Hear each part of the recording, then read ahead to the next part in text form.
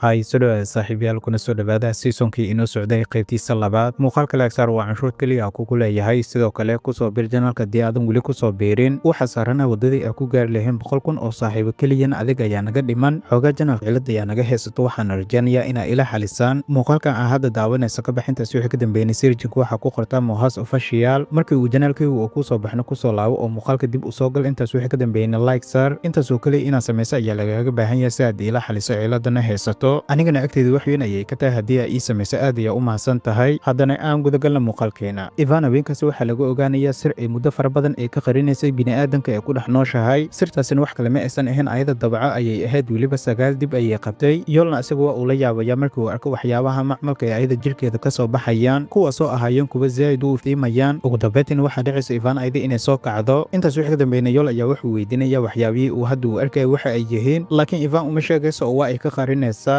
maadaama ay u soo baxday howl degdeg intaas wixii ka dambeeyay waxay isdayaysaa inay meesha iskaga tagto hasaatee waxaa dhacayso iridii inay madax ay ku dhufsato oo waxay u maleysay wili inay awoodeeda ee leedahay oo waxay rabtay iridii iyadoonan furin inay ka baxdo laakiin midaas uma suuragalayso halkaasina waxay ku ogaanaysaa dhab ahaantii awoodeeda ayada inay zaa'id u nusqaantay yoolna asigoo uu ku wareersanaa waxyaabaha ay indhihiisa ay qabanayaan wixii ahaato ugu dambeyntii Ivan waxay imaanaysaa macbudka uu leeyahay saaxirkii ayada ee hore ee oo la kulantay wixiina rabtay inuu faham guud uu ka siiyo waxyaabaha dhacayo in badan ayayna u yeeraysaa weliba ayadoo qaylinayso laakiin saaxirkii weynaa waxaaba dhacaysa asiga gebi ahaanba inuusan dibadda u soo bixin intaas wixii ka dambeeyna waxay bilaabaysaa sanamyo asaga meesha u yaaleen inay ka jijibiso janta ayayna soo qabanaysaa oo waxay ku dhahaysaa haddii ay soo bixi waysa halkan dib ayaa qabadsiin doonaa intaas wixii ka dambeeyna saaxirka ayaa soo baxayo Ivan ayaa waxay ku dhahaysaa awoodeeda adiga miyaa ka dambeeyey inay nusqaanto asagana ha ayuu ku dhahaya maxaa yeelay adiga dembi ayaa gashay adigana awooddan laguma sanin inaa masaakiinta ah ku dhibaatayso haddii aad rabtana awooddaada inay dib ay kuugu soo laabato qiimo u dhigma qaladka aa gashay waa inaad bixiso ayuu ku dhahaya weliba aad soo xalisaa dembigii aa gashay maxaa yeelay adigoo ka fiirsanin ayaa qadarka aadanaha faragelisay sidoo kale Lion isaga waxa uu ka takhalusay darawalkiisa kaasoo dusha iska saarayay dembigii ahaa siyan inuu asiga uu gaariga uu ku dhuftay dhinaca kale Ivan waxay dib ay ugu soo laabanaysaa yool waxayna ku dhahaysaa anigu waxa kuu samayn karaa wax walbo adiga aa rabto xilligaasina yool isaga wuxuu ku mashquulsanay baskii uu raaci lahay kaasoo gurigiisa geyn lahay laakiin waxaaba dhacaysa ugu dambeyntii baski inuu ka tago intaas wix ka dambeeyna isaga wuxuu go'aansanayaa hadaladeeda inuu dhegna uu geliyo dhegta kalena uu kasii bixiyo laakiin Ivan ayaa waxay ku dhahaysaa aniga sixir ayaa kugu geenaya gurigaaga intaas wixii ka dambeeyna gacanta ay qabanaysaa oo ilbiriqsi iyo gurigiisa ay ku keenaysaa dhab ahaantii midaas waxa aamini waayay yool asagoonan u qaadan waayay awoodda ayada ee leedahay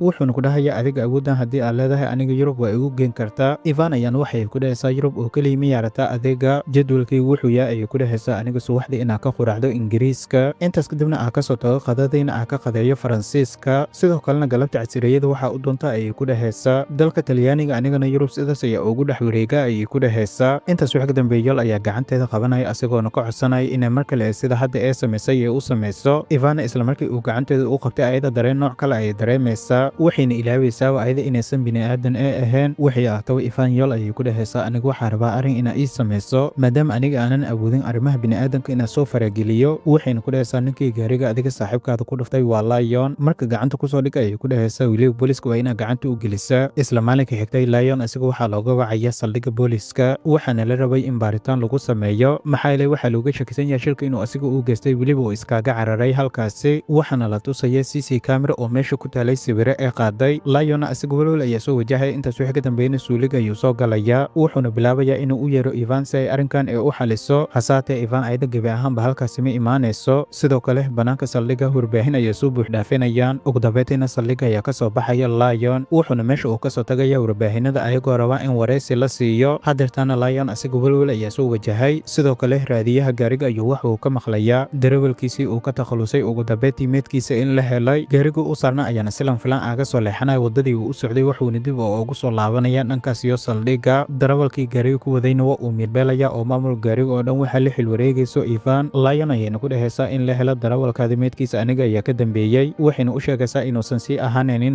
macaamiilkeeda waxaan oo dhan inay dhacaan aniga ayaa ka dambeeyey ayay ku dhahaysaa ma aanan ogeyn xumaantaada ilaa iyo heerkan inay gaarsiisan tahay Lion asiga darawalkiisa waxa uu aaga takhalusay si arrimaha iyo dhibaatooyinka loo geystay siiyeen asiga loogu soo lifaaqeen Ivan ayaana ku dhahaysa waxaan oo dhan sababteeda aniga ayaa lahaa hadeertaana aniga ayaa kala xalinayo ugu dambeyntiina gaarigiisa ayaa imaanaya saldhiggii uu hadda uu ka tagay xilligaasina weli waa ay joogeen warbaahinta asigana miirka ayaa laga qaadaya oo wax uu gaariga uu kasoo degaya asiga oonan jirkiisa awoodin inuu kontaroolo warbaahinta hortooda ayuuna ka caddaynaya qaadanayaa wax walbo dhibaato uu asiga uu sameeyey. darawalkaygan aniga ayaa ka takhalusa ayuu ku dhahaya, sidoo kale qof walbo aniga lagu tuhmaayo aniga ayaa dilay. intaas wixii ka dambeeyna asiga booliska ayaa gacanta ku dhigayaan oo gudaha saldhigga ayaa la gelinaya. Ivana ayada markii ay samaysay arrinkaani wanaagsan waxa dib ugu soo laabtay awoodeedii ruuxiga ee ayada ee lahayd. ayadoo faraxsan ayayna yool u imaanaysa, boorsada ayay siinaysaa, waxayna ku dhahaysaa adiga ayaa kuugu talagalay, waxaa laga yaabaa inay ku anfacdo waqtiyada soo socdo. yool ayaana wuxuu ku dhahayaa adiga maxaa tahay. ayadan waxay u sheegaysaa magaceeda, laakiin asiga magaceeda ma uusan weydiinin ee wuxuu ka waday adiga jinsi ahaan maxaa tahay, bini'aadam mise shaydaan mise jini mise waxa kale. ayadan niyadda ayay ka dhahaysaa haddii uu bahadda uu ifahmi waayey waxaa ka cabsanaya markii aniga aan la wadaaga kabihiisa iyo boorsada u keenayba inuu ka ordo, laakiin waxay ku dhahaysaa aniga ma rabo inaan noqdo bini'aadan. intaas wixii ka dambeeyna kaarkeeda ee ayada ee macaamiisheeda ee siisa ayay siinaysaa, waxayna ku dhahaysaa adiga haddii aa caawinaada u baahata aniga waa ila soo xiriiri kartaa. maxaa yeelay ayadu waxay ogaatay asiga dhabaan inuu taajir uu noqon doono, weliba adduunka oo dhan laga baran doono. laakiin yool ayaa wuxuu ku dhahay aniga waxa adiga aa sheegaysa waxba igama aysan galin, laakiin aniga nafteeda waa aa ku kalsoona ayuu ku dhahaya, waxaana aaminsanahay inaan noqon doono ciyaariyaan weyn weliba adduunka oo dhan laga wada yaqaano. Ivana ayada markay aragtay dabeecadiisa qalafsan waxay dib aga ceshanaysaa kaarka, waxayna ku dhahaysaa aniga hadeerta ma qorsheynaa inaa howl aa qabto, maxaa yeelay waxaa rabaa inaan nasto, adigana ha ka walwalin kaarkan ayuu ku dhahaysaa markii aad taajir aa noqoto asiga ayaa si otomaatig kuugu soo muuqan doono. intaas wixii ka dambeeyna magaceeda ayuu weydiinayaa. ayadan mar kale ayay u sheegaysaa magaceeda inuu Ivan uu yahay. intaas wixii ka dambeeyna Ivan meesha way iskaaga tagaysaa. yoolna asiga agagaariisa ayuu ka raadinaya, laakiin waa uu weynayaa. isla markiiba waxa uu soo muuqanaysa hoggaan ka tirsan xiriir kubadda cagta ee qaranka. yoolna waxaa loo sheegayaa inuu ka mid noqonayo ciyaartooyda qaranka. maalmaha soo aadana dibadda ayaa lagu wadaya ayaa lagu dhahayaa. annagana waxaan ogaanaynaa yoon asiga in loo wadayo siiyeen bedelkiisa, maadaama uu siiyeen uu dhaawac u noqday hadeertaan balembigan ee aan ku bedeli lahayn siiyeen ayaa adiga noqotay ayaa lagu dhahayaa. dhinaca kale siiyeen ayaa arkaynaa asagana waxa uu ku dhibaatoonaya jimicsiyada uu ku sameynayo isbitaalka dhexdiisa. welina waxa uu u muuqday mid rajo leh inkastoo uu garanaynin xilliga uu soo caafimaadi doono. sidoo kalena saaxiibkiisa yool wuxuu ku dhiirigelinaya fursadda hadda soo martay inuu ka faa'iidaysto. guulo fara badan ayaana ku rajaynaya ayuu ku dhahayaa. dhowr maalmood kadibna ugu dambeyntii yool asagoo uu ka soo tagaya magaaladii uu joogay oo dibadda ayuu soo aadayaa. midanin muddo 9 sano ayaa ka soo wareeganayso. sidoo kale Ivan ayaa aragnaa ayadan xilligaas meel jasiirad ay joogtay oo waqtigeed ayuu ku raaxaysanaysay. ayadan waxay go'aansanaysaa isla jasiiradda ay joogtay inay iibsato. intaas wixii ka dambeeyna dalaalka ayaa u imaanaya oo wuxuu la wadaagaya jasiiradda in la iibinayo 12 milyan, laakiin xoogaa ayaa laga faragelinaya ayuu ku dhahaya oo 11 milyan ayaa laga siinaya. Ivana ayada midaas ay diidaysaa oo waxay dhahaysaa aniga 12 milyan ayaa ku siinaya, laakiin waxay ogaanaysaa ayada qiimahaas oo dhan inuusan akoonkeeda uu ku jirin. keliyana xilligaas waxay bixiysatay ayada 10 milyan oo keliya. dhinaca kalena warbaahinta ayaa waxayna la wadaagayaan koox ciyaarto kubadda cagta inay si rasmi ah ay ugu dabaaldegeen horyaal weli dhammaanin, laakiin ayaga dhibcaha ee haystaan uu yahay midka ugu sareeyo. kooxdaasina waxay ahayd kooxda uu ka tirsan yahay yool. asagana wuxuu ku dhahayaa buuboodkan waxaa loo baahan yahay inaad joojisaan, weliba aadan enerjigiin ah halkan aa ku dhammeynin. muhiimadda ugu weyn ee aan leenahayna waxay tahay ayuu ku dhahayaa 5 kulan ee soo socota waa inaa guul aa ku dhammaynaa. qaar ka mid ah kooxdiisa ayaana dhab ahaantii asaga ciil u qabay, maxaa yeelay wax walba ay sameynayaan waa uu ka soo horjeeda, waxuuna isku dayaa inuu ka celiyo. wixii ugu dambeeyey uu ku sameeyna waxay ahayd maamulaha inuu ku dirdiray, weliba uu ku dhahay dadka cuntada ay cunayaan waa inaa ka jartaa, mid ka duwana waa inaa la siiya ayuu ku dhahaya si ayaga looga taxadaro. maamulahana asiga midaas ayuu sameeyey, dhab ahaantiina ciil ayay u qabeen asaga, laakiin qaar ka mid ah kooxda ayaa asaga ixtiraamayeen, maxaa yeelay xirfadiisa heer sare ayay ahayd, sidoo kale qof dadaalaya ayuu ahay. kuwa qaarna habeen iyo maalin waxay sugi jireen asaga xilliga uu qandaraaskiisa uu dhacayo, laakiin kooxda ayaa waxay sameynaysaa asiga qandaraas cusub ayay ka saxiixanaysaa. dhab ahaantiina hadeertan yool asaga adduunka oo dhan ayaa laga bartay oo waxuu ku jiraa xilliyadii ugu wanaagsanaa ee noloshiisa. midaasina Ivan ayaa ogaanaysa ayadana aad ayay ugu farxaysa, waxayna niyadda ee ka dhahaysa asiga xilligan waa xilligii uu macmiilkayga uu noqon lahay. sidoo kale siyan ayaa arkaynaa asigana dhab ahaantii waa uu ka niyey jabay kubadda cagta. aabihiisana wuxuu go'aansaday dhammaan koobabkii uu ku guulaystay inuu dibadda uu u saaro, calaashaan qashanka uu ku dara ayaa ka wada. midaasina waxaan ogaanaynaa siyan asaga inuusan ku xumaan, oo qaar ka mid ah xitaa asaga ayaa aabihiisa u keenay, wuxuuna ku dhahayaa qashanka waa inaa ku dartaa kuwaani. siyan aabihiis wuxuu ka raaligelinayaa inuu awoodi waayo inuu u sameeyo aabihiisa wixii uu rabay. anigana yool ayaa iga fiicnaada ayuu ku dhahaya, asagana adduunka oo dhan ayaa laga bartay, laakiin anigu waa guul dareystay. laakiin aabihiis ayaa qalbiga u qaboojinaya oo wuxuu ku dhahayaa qofna ma garanayo adduunkan jooga asaga meesha uu ku dambeyn doono iyo noloshiisa weli mustaqbalkiisa waxa uu noqon doono. inta badan adig mustaqbalka waxa uu ku xiran yahay ayuu ku dhahayaa sidaa u nooshahay. marka wixii aa shalay toole aawaasay waxaa laga yaabaa inaa maanta aa hesho, anigana guul ayaa ku rajaynaya. isla markaasina roob ayaa imaanayo, asaga iyo aabihiisana banaanka ayay u soo baxayaan oo koobyaashii banaanka yaaleen ayay soo qaadayaan. sidoo kale Ivan ayada meel supermarket ayay soo galaysa, laakiin halkaas waxay ku arkaysaa dhammaan alaabtii meesha yaaleen inuu ku wada dhegsan yahay sawirka yool. qaar ka mid ah taageerayaasha yool oo meesha joogeen ayayna waxay ka maqleysaa asaga isbuucii oo keliya inuu ku shaqeeyo in ka badan 500 oo milyan bishan haba sheegan ayay ku dhahaysa oo bilyanis ayuu ku tashtaa lacaga uu naadigiisa uu ka qaadana iyo kuwa uu xayeysiiska uu ku sameynayna markii la isku dardaro dhab ahaantii waa lacaga aad u fara badan ayaa lagu dhahayaa. intaas wixii ka dambeeyna yool ayaa arkaynaa asagan xilligaas wuxuu akhrisanaya buug oo asaga uu noloshiisa uu ka diyaariyey. buuggaasina waxaa ku xusnay dhammaan dhibaatooyinkii uu yool uu soo maray. ugu dambeyntiina magaaladii uu u soo socday ayuu imaanaya. halkaasina waxaa ku sugayeen qaar ka mid ah